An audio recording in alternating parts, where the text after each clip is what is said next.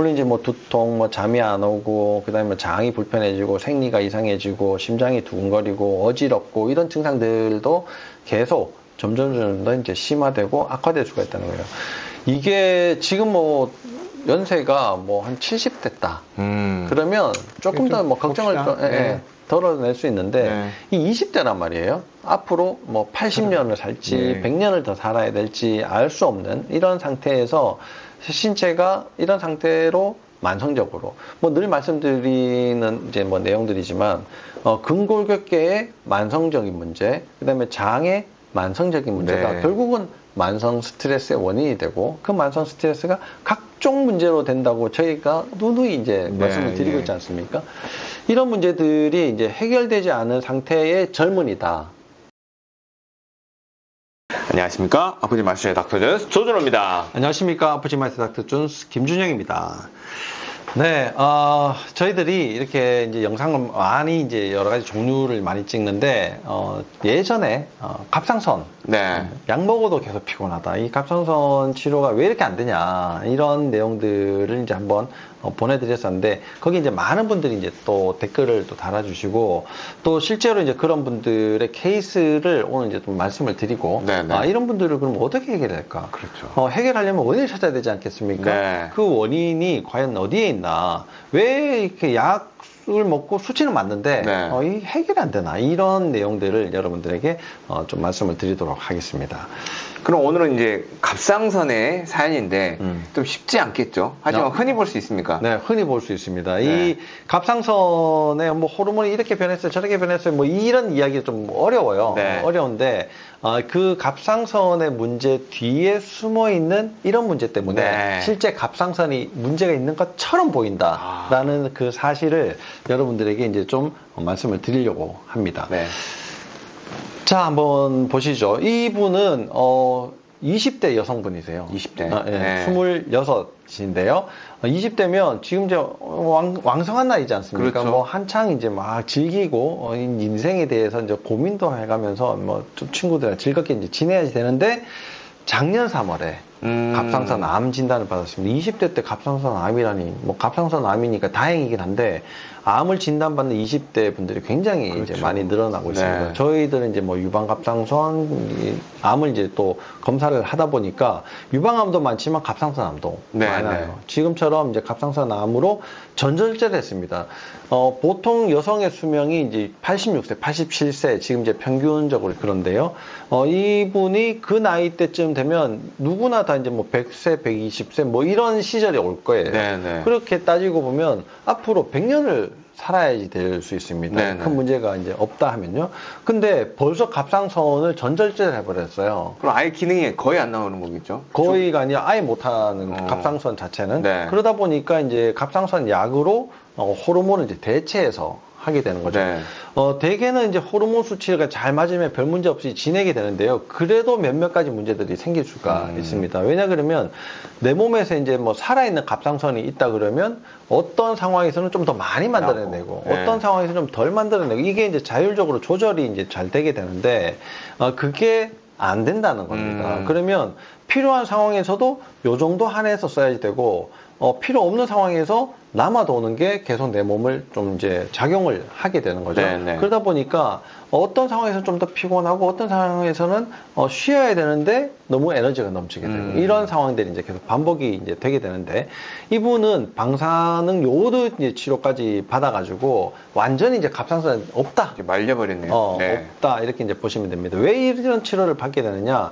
갑상선암이 이제 전이가 되는 거죠. 전이는 먼 쪽으로 이렇게 가게 되는 게 이제 전인데 보통은 이제 뭐 폐, 뼈, 간 뭐 이런 쪽으로 많이 가게 됩니다. 그런데 갑상선은 대개 이제 주변 갑상선 임파선으로 먼저 가게 되거든요. 갑상선 임파선. 유방의 경우에는 겨드랑이 임파선으로 이제 많이 가게 되고요. 그렇게 이제 많이 갔으니까 이제 좀 더 치료를 좀 적극적으로 이제 하게 되는 거죠. 그래서 방사능 요오드 고농도로 이제 받았는데 고농도 중에서는 저농도이긴 하지만 그래도 이제 고농도로 받았어요. 그래서 갑상선 호르몬을 보충해야 되는데 보통은 이제 0.1mg 또는 0.125mg으로 이제 시작을 하게 됩니다.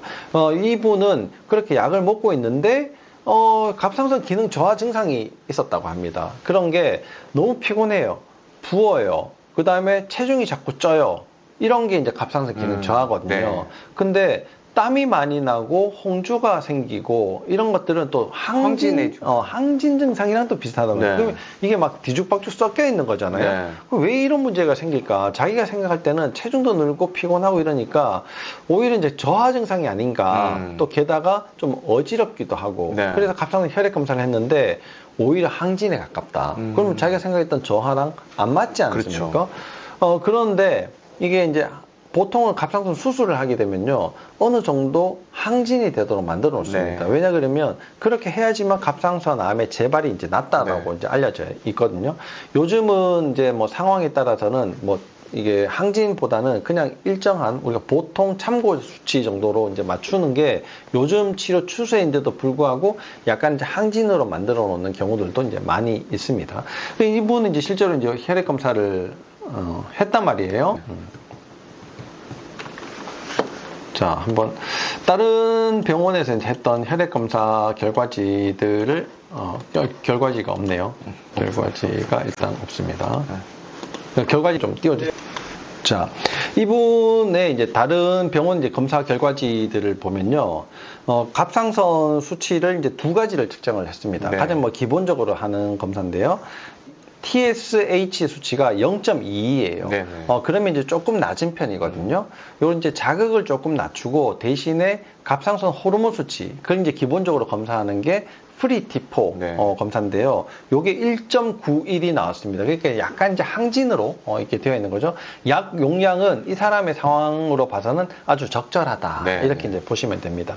약을 먹고 적절하게 잘 이제 유지가 되고 있는데 호르몬 수치가 왜 이런 증상이 생기나? 그러면 약 문제가 아닐 가능성이 있습니다. 다른 문제를 찾아야 되는데 대부분의 분들이 이게 이제 약 처방이 잘못된 거 아닌가? 혹시 이 검사가 잘못된 거 아닌가? 그래서 다른 병원으로 또 검사를 해보러 가요. 그러면서 약 용량을 자기 스스로 줄였다가 늘렸다가 뭐 좀 부셔 먹었다가 뭐 또 계속 좀 더 먹었다가 이렇게 계속 이제 조절을 하게 되거든요. 그렇게 이제 혼자 스스로 할 문제가 아니라 다른 원인들을 찾아내야지 된다는 겁니다. 이제 이런 문제가 이제 저희들 유튜브를 보고 자율신경이랑 좀 관련이 있는 것 같다. 이제 이렇게 생각을 해서 기억을 더듬어 보니까 2, 3년 전에, 작년에 수술했지 않습니까? 그거에 한 1, 2년 전에 퇴근하다가 지하철에서 쓰러진 적이 있었다고 합니다. 우리가 보통 이제 뭐 미주신경 실신이다 이렇게 해서 자기가 이제 검색도 해보고 이러니까 신경계와 또 스트레스가 관련이 있다. 이제 그래서 난 미주신경 실신이 있구나. 그것 때문에 쓰러졌구나. 이렇게는 알고 있었는데 우연히 이제 영상을 보다 보니까 이 갑상선 문제가 그렇게 자율신경이랑 관련이 있어? 나 옛날에 그런 거 한번 있었는데 이렇게 이제 생각이 났다는 거예요. 이 살이 어느 정도 쪘냐면 수술하고 10kg 정도 찌고 2, 3주에 1kg씩은 계속 찌고 있다고 합니다. 작년 3월부터 이제 갑자기 10kg가 확 찌더니 계속 1, 2kg씩 이게 쪄서 이제 지금은 이제 체중이 이제 많이 늘었다고 이제 합니다. 운동도 조금 느리기는 했지만 강도는 약하기 때문에 이게 이제 체중 조절에 뭐 큰 도움이 안 될 거라고 생각은 들지만 그래도 운동을 계속 하니까 효과는 좀 있어야 되지 않나 이렇게 생각을 하는데 효과가 별로 없다고 해요. 그러면 이제 우리가 좀 더 이제 물어보게 되죠. 그 다음에 이제 혹시 목 어깨 불편감이 있어요. 이런 것들이 이제 자율신경 관련과 아주 이제 연관이 많기 때문에 그렇죠. 연관이 많은 근골격계 이제 문제가 되는 거죠. 저희들이 계속 이제 목 문제를 계속 설명드리고 있지 않습니까? 목에 문제가 있다 그러면 이제 목 어깨 이제 불편감이 이제 같이 동반이 되기 때문에 이제 여쭤보는데. 승모근도 엄청 뭉치고 뻐근하고 편두통도 양쪽에 번갈아 가면서 있고 귀 뒤쪽이 이렇게 만져보면 부어있는 게 이렇게 만져진다고 할 정도로 부어있다고 합니다. 상체가 늘 불편하고 이런 분들은 또 잠을 잘 못 잘 수 있거든요. 근데 이 잠을 잘 잡니까 물으면 잠은 잘 잔다 이렇게 이야기를 해요. 그러면 이제 한 번 더 물어보게 되는 거예요. 중간에 깹니까? 그러면 4-5번 깨고 적으면 한두 번 깨고 근데 깼다가 비몽사몽간에 다시 금방 잠은 들고 그렇지만 나는 잠을 잘 잔다 라고 생각하는 게 보통 사람들 생각이에요. 근데 진짜 잠을 잘 자는 사람은요 딱 누우면 내가 언제 잤는지 모르게 자요. 그 다음에 중간에 안 깨고 아침에 일어나게 됩니다. 네. 이게 이제 잘 자는 건데 실제 많은 사람들이 물어보면 누구나 다 그런 식으로 자고 있기 때문에 나도 잘 잔다라고 생각하지만 중간에 깨는 것도 수면 유지 장애다 이렇게 네. 생각하시면 됩니다. 뭐 화장실 갔다 와서 잠 못 자고 이런 것들이 이제 문제다. 잠을 다시 못 자면 더 문제다 이렇게 생각하시지만 중간에 깼다 잤다 깼다 잤다 깼다 잤다 이게 계속 반복되는 거 이것도 이제 문제라는 거예요. 소화는 잘 되는 편인데 저녁에 이제 더부룩한 게 이제 가끔씩 있다라고 이제 얘기를 합니다. 이 정도면은 뭐 소화는 비교적 괜찮다라고 생각을 할 수 있는데요. 대개 저렇게 잠 못 자는 거는 소화, 장 문제랑 관련이 많이 있거든요. 네. 그러니까 이렇게 이제 기본적으로는 괜찮지만 장에 문제가 있을 가능성이 있다. 그럼 이제 또다시 유해균의 검사, 그 다음에 음식물이 맞지 않는 검사. 이제 이 음식물 알러지라고 하는데 네. 그런 검사. 그 다음에 장 세포가 계속 망가지고 회복을 더디게 만드는 중금속 검사. 이런 것들을 이제 한번 해볼 필요가 이제 있는 거죠. 생리는 규칙적으로 하는데 생리통이 있다라고 얘기를 합니다. 되게 이런 것들이 또 에스트로겐 우세증. 네. 뭐 그것도 이제 영상이 있으니까 한번 찾아보시면 좀 도움이 될 텐데 에스트로겐 우세증도 결국은 장 문제예요. 그러니까 이분은 장에 뭔가 문제가 있을 가능성이 있다 이런 겁니다. 옛날에는 생리가 엄청 불규칙했는데 최근에는 좀 규칙적으로 됐다 그래요. 그러니까 장에 문제가 있었는데 요즘은 조금 괜찮아질 수 있지만 요런 것들은 이제 기본적으로 장 문제가 이제 깔려 있을 수 있다. 또 이제 생리통으로는 골반통, 아랫배 불편감, 뭐 수술한 왼쪽 다리는 이제 수술 부러져가지고 이제 수술을 했는데 요즘은 이제 발목까지도 좀 아프다라고 이제 이야기를 해요. 이러면 이제 균형감이 잘 안 맞을 수 있고 그것 때문에 척추에 문제가 생기고 골반이 틀어져 있는 상태면 자율신경에 문제를 일으키는 등척주에도 이제 문제를 일으킬 수가 있겠죠. 그러다 보니까 이제 어지럼증도 매일 어지럽다. 아침에 일어날 때도 어지럽고 일하다가도 가만히 앉아 있는데도 어지러워요. 이러면 이제 자율신경 문제가 뭔가 있고 네. 이분은 이제 척추에 문제가 있다는 거죠. 수술을 했으니까 신지로이드는 이제 계속 드시는데 칼시오시시 이제 이게 전절제를 하면 부갑상선 기능이 좀 떨어질 수 있거든요. 네. 이게 일시적일 수도 있고 영구적일 수도 있는데 이분은 이제 칼슘 수치가 좀 문제가 있고 또 특히나 손발이 계속 이제 저리다 보니까 네. 이 칼슘의 문제들을 좀 더 교정을 해줘야 되겠다. 이렇게 해서 이제 칼시오, CC본을 이제 드시고 있습니다. 또 이제 장이 또 스스로 좋지 않다라고 또 생각을 했고 기본적으로도 이제 좀 뭐 도움이 될 거고, 네, 도움이 네. 되고 흔히 먹는 거지 않습니까? 유산균 네. 오메가3 정도는 그래서 뭐 종합영양제까지 이런 기본적인 거는 먹고 있어요. 이렇게 이야기를 하죠. 왼쪽 난수에 또 3cm 무릎이 하나 있어서 매년 이제 검사를 받는데 뭐 커지진 않고 그냥 그대로 있는 상태다. 근데 이제 장 문제는 그닥 그렇게 크게 심하지 않으니까 내시경을 뭐 해본 적은 없어요. 또 나이도 젊으니까요. 네, 네. 뭐 내시경을 해본 적은 없다. 이제 이게 와가지고 말씀하신 거고 좀 더 캐물어가지고 이제 전체적으로 이제 정리된 이제 내용이죠. 그러면 저희들이 이런 문제가 자율신경과 관련이 있나 없나를 먼저 이제 확인을 좀 해보게 네. 이제 되는 겁니다. 근데 자율신경은 결국은 세포가 온전하게 건강하게 잘 지낼 수 있도록 만들어주는 거기 때문에요. 우선은 이제 세포가 건강한가 아닌가를 먼저 확인을 좀 해보게 되죠. 이 세포의 건강도 상태를 보려면 항상 이제 수분이 충분한가 아닌가를 네. 봐야지 됩니다. 이 수분 상태를 딱 보면요. 내 몸에 이제 물이 이제 굉장히 중요하죠. 왜냐면 내 전체에 물이 있어야 이걸 혈액으로 이제 보충을 좀 시켜줄 네. 건지, 세포 안으로 집어넣어 줄 건지, 아니면 내가 보유를 하고 있어야 될 건지, 이게 결정이 되는데, 다른 사람하고 비교를 해보면 엄청 떨어져 있죠. 네, 네. 거기에다가 이제 50이 안 된단 말이에요. 그러면 수분이 굉장히 부족한 상태다. 네, 네. 게다가 세포 안에 물이 더 중요한데, 이게 벌써 또 3 이상 차이가 납니다. 그러네요. 이러면 이 세포 안에도 물이 부족하고 내 몸에는 물이 택없이 이제 부족한데 이러면 이제 세포가 계속 이제 손상이 된단 말이에요. 네네. 그럼 이게 손상되는 정도가 이제 세포 안쪽, 세포 바깥쪽 이런 비율의 차이로 이제 나타나게 되는데요. 네. 이 비율 수치가 0.1 이상 차이가 나게 돼요. 근데 이 0.1 정도 차이가 안 나지 않습니까? 그러면 이걸 이제 다시 해석을 좀 더 해봐야 되는데 이렇게 차이가 안 나는데 왜 이게 내 몸에 물이 많이 부족한가? 이거는 내 몸에 지방이 너무 많다. 이런 걸로 해석이 이제 다시 되게 됩니다. 왜 그러냐? 물이 이제 있으려면 근육량이 충분해야 되거든요. 네. 물론 뭐 혈액으로도 이제 물이 흐르지만 네. 근육이 물탱크이기 때문에 물탱크의 용량 자체가 굉장히 적다는 겁니다. 내 몸의 크기에 비해 가지고 용량이 적다. 이거는 결국은 이제 뭐 지방이 너무 많다 이런 거죠. 뼈가 완전 통뼈라 가지고 원래 뼈가 요만해야 되는데 이만한 뼈다 이런 사람은 없단 말이에요. 그러니까 뼈의 영양은 별로 없고 근육과 지방의 비율 차이가 너무 많다. 그런 상태에서 세포에 물이 부족하다 보니까 세포 손상은 되고 그걸 보충해 줄 수 있는 내 물의 물탱크 네. 자체가 별로 없다. 그럼 이분은 이제 체중을 줄이는 게 매우 또 중요한데 네. 체중은 계속 늘고 있다 그러지 않았습니까? 그러니까 계속 느는데 근육이 느는 게 아니라 이 사람은 지방이 늘고 있구나 네. 계속 이렇게 이제 보면 되는 겁니다. 그러면 이제 체중도 조절을 해줘야지 되고 세포를 정상적으로 돌려야 되고 그런 것들을 자율신경이 알아서 잘 해줘야지 되는데 자율신경 기능이 망가져 있을 거고 네. 그 이외에 기타 등등 뭐 다른 문제들도 겹쳐져 있을 거다 이렇게 이제 생각을 해볼 수가 있는 겁니다.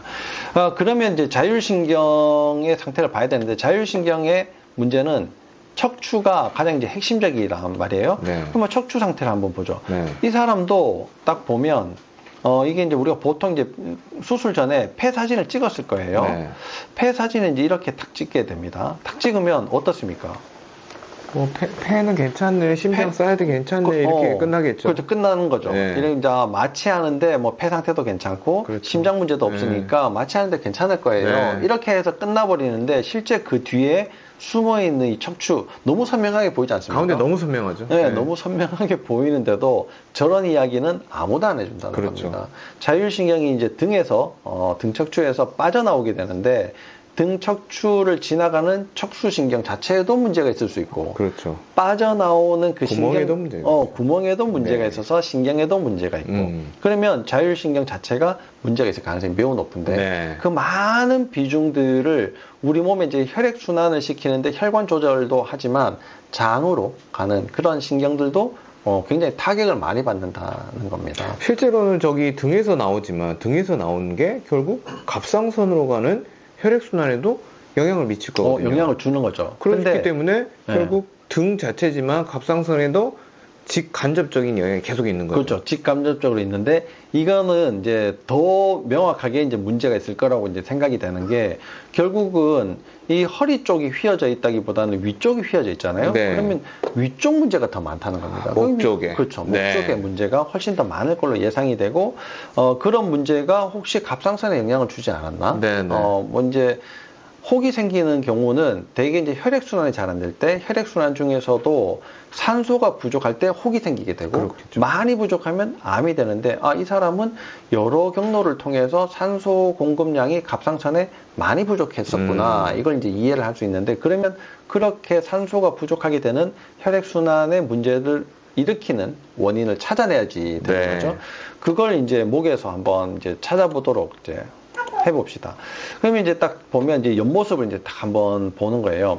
옆모습을 보면 일단은 우리가 보통 이제 뭐 이렇게 덩치가 좀 있고 그러니까 허리가 좀 아플 걸로 이제 생각이 돼서 허리를 찍어볼 수 있는데 허리는 괜찮아요. 네네. 그러면 이제 위쪽을 좀 보면 이게 등도 크게 문제는 없는데 약간 좀 펴져 있는 등, 네, 네. 등 상태입니다. 네. 뭐 그렇다고 이제 문제가 심각한 등까지는 아니지만 네. 좀 펼쳐져 있는 등인데 이런 문제가 위에서부터 시작이 된다는 거예요. 목을 보니까 또. 그렇죠. 이건 뭐 거의 너무 확실하지 않습니까? 네. 목의 기관지 앞쪽에 이렇게 여기 앞쪽에 이제 갑상선이 있게 되는데요. 네, 네. 이 갑상선의 문제는 여기에서 혈액순환을 조절한단 말이에요. 네, 네. 근데 벌써 그 조절하는 그 부위부터 꺾여져 있어요. 완전히 뒤집어져 있죠. 그렇죠. C자로 부드럽게 되어 있어야 되는데 네. 완전 꺾여 있단 말이에요. 네. 그러면 이제 갑상선 혈액순환에 이제 영향을 줄 수밖에 네. 없다. 근데 아까 말씀드린 것처럼 교감신경의 문제가 등 척추에서 생기는데 등도 휘어져 있고 그렇죠. 그럼 직간접적으로 안 그래도 영향을 받는데 네. 좀 더 직접적으로 영향을 받게 되고 덩치가 또 있으니까 이 갑상선이 여러 가지 이제 영향들에 좀 더 피곤해지고 힘들어지고 네. 일도 많이 해야지 되고 이런 상태에 이제 계속 놓여지게 되는 겁니다. 이제 이게 이 사람만의 문제냐. 근데 저희가 이제 갑상선 유방 또 이제 전문으로 제가 이제 보다 보니까 많은 분들의 갑상선 질환을 앓고 있으신 분들을 검사를 해보는데 많은 분들이 1.5 아니면 저렇게 꺾여져 있는 모, 뒤집어진 모, 거북모. 등은 어떻습니까? 목 디스크. 등도 휘어져 있는 등이 굉장히 이제 많이 있습니다. 네, 네. 네. 그러다 보니까 우리 몸의 여러 문제들을 동시다발적으로 일으키고 있는데 네. 내가 지금은 갑상선 문제, 갑상선 암이다 보니까 이게 얼마나 심각해요. 그렇죠? 그러니까 이것만 계속 확인을 하고 여기 때문에 다른 증상들이 생기는 걸로 오해하고 있다는 겁니다. 그런데 실제로는 다른 문제들이 많아가지고 갑상선 문제가 일어났고 여기에서 뻥 터져서 지금 이제 큰 문제를 이제 겪게 되는 거다 이렇게 이제 이해를 하시면 되겠죠.